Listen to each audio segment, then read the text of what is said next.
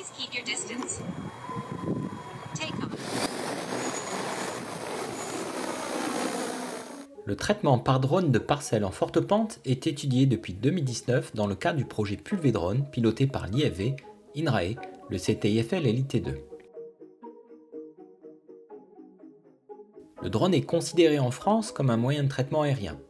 La loi interdit tout épandage de produits phytopharmaceutiques par voie aérienne et donc par drone, sauf dérogation exceptionnelle. Les expérimentations ont été autorisées à titre dérogatoire sur les campagnes 2020 et 2021.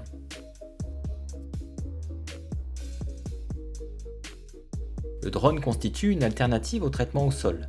La technologie est très intéressante dans les zones non mécanisables à forte pente où elle permet de remplacer l'atomiseur à dos ou les chenillettes.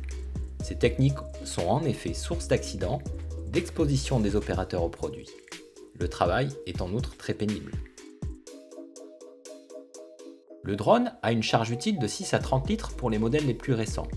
Le système de pulvérisation est constitué de 4 à 8 buses situées sous le drone et les gouttelettes sont émises en direction du sol par la mise en pression du circuit. Le flux d'air généré par les rotors porte ensuite les gouttelettes jusqu'à la vigne. Le drone vole généralement entre 2 et 4 mètres au-dessus de la végétation. La vitesse d'avancement du drone est ajustable entre 4 et 10 km/h environ. Le drone décrit un circuit, le plus souvent en courbe de niveau, avec un espacement des passages entre 2,5 et 3 mètres.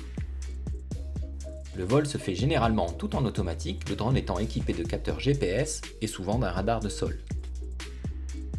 Cela garantit une très bonne régularité des trajectoires et le bon respect du volume hectare consigne, en général compris entre 50 et 140 litres hectare. Le télépilote garde toujours le drone en visuel pour reprendre la main si nécessaire. Avant tout traitement, le télépilote doit s'assurer d'avoir les autorisations de vol sur la parcelle, préparer le plan de vol et baliser le chantier. Le drone décolle et atterrit d'une plateforme aménagée avec un bac de rétention. L'autonomie du drone étant assez faible, entre 10 et 15 minutes, plusieurs recharges de bouillie et de changement de batterie sont nécessaires pour traiter un hectare. Il faudra compter entre 1 heure et 1 heure 30 par hectare. Les résultats du projet Pulvédrone ont confirmé la fiabilité de la technologie et sa pertinence dans les vignes de forte pente.